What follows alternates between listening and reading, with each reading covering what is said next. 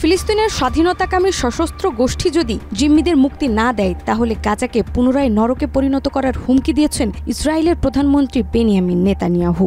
গাজার ভবিষ্যৎ নিয়ে মার্কিন প্রেসিডেন্ট ডোনাল্ড ট্রাম্পের সাহসী দৃষ্টিভঙ্গির প্রশংসাও করেন এই বর্বর শাসক।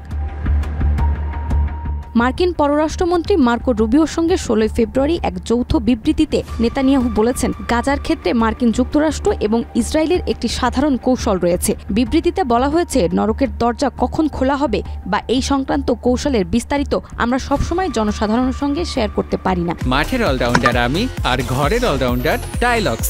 টাইলক্স টয়লেট ক্লিনার, ক্লিন মানেই টাইলক্স। কিন্তু শেষ পর্যন্ত যদি আমাদের সব জিম্মিকে মুক্তি দেওয়া না হয় তাহলে তার নারকীয় পরিণতি অবশ্যই হবে। যৌথ বিবৃতিতে নেতানিয়াহু আরও বলেন, আমরা ফিলিস্তিনের স্বাধীনতাকামী সশস্ত্র গোষ্ঠীর সামরিক সক্ষমতা এবং গাজায় তার রাজনৈতিক শাসনকে শেষ করে দেব। আমরা আমাদের সব জিম্মিকে ঘরে ফিরিয়ে আনব এবং নিশ্চিত করব যে গাজা যেন আর কখনোই ইসরায়েলের জন্য হুমকি হয়ে না ওঠে। সিবিএস নিউজের প্রতিবেদন মতে, আঞ্চলিক সফরের অংশ হিসেবে 16 ফেব্রুয়ারি জেরুজালেম ছিলেন মার্কিন পররাষ্ট্রমন্ত্রী মার্কো রুবিও। তবে তিনি ফিলিস্তিনের গাজা উপত্যকা থেকে বের করে দেওয়ার এবং মার্কিন মালিকানাধীনের অধীনে একটি পুনর্বিকাশ করতে ট্রাম্পের প্রস্তাবে আরব নেতাদের কাছে থেকে বাধার সম্মুখীন হতে পারেন বলে আশঙ্কা প্রকাশ করেছেন। সেই সাথে যুক্তরাষ্ট্র এবং ইসরায়েলের জিম্মিদের ফেরানোর জন্য আন্তরিকভাবে কাজ করছে বলেও জানান তিনি।